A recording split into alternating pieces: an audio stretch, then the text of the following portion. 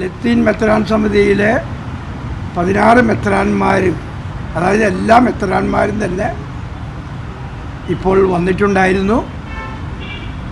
അപ്പോൾ സ്നേഹബഹുമാന്യനായ സാദിഖ് അലി തങ്ങളും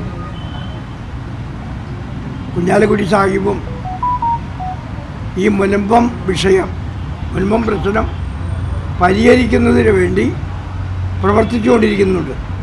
അതിനുവേണ്ടി ഗവൺമെൻറ്റിൻ്റെ അടുത്ത്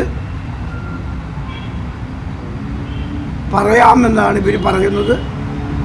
ഇവരുടെ സോളിഡാരിറ്റി ഞങ്ങളോട്, പ്രത്യേകിച്ച് മുൻപം വാസികളോട് പ്രഖ്യാപിക്കുകയായിരുന്നു.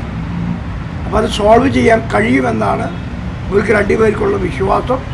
അത് മുഖ്യമന്ത്രിയോട് പറഞ്ഞ് പിന്നെ കോടതിയിലേക്ക് കൊണ്ടുപോയി അത് വേണ്ട തരത്തിൽ പരിഹരിക്കപ്പെടും എന്നുള്ള ശുഭാപ്തി വിശ്വാസമാണ് ഇവർക്കുള്ളത്, ഞങ്ങൾക്കുള്ളത്.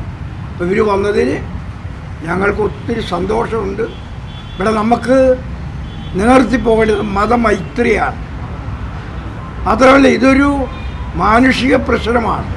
ഇതൊരു മതത്തിൻ്റെയോ ഒരു വർഗത്തിൻ്റെയോ പ്രശ്നമല്ല, മറിച്ച് ഇതൊരു മാനുഷിക പ്രശ്നമാണ്. 600-ലധികം കുടുംബങ്ങൾ നേരിടുന്ന വലിയ പ്രശ്നമാണ്. ആ പ്രശ്നം പരിഹരിക്കപ്പെടണം. അത് പരിഹരിക്കപ്പെടുന്നതിന് ഇവരെല്ലാവരും നമ്മുടെ കൂടെ നിൽക്കുന്നതിൽ നമുക്ക് അഭിമാനമുണ്ട്, സന്തോഷമുണ്ട്.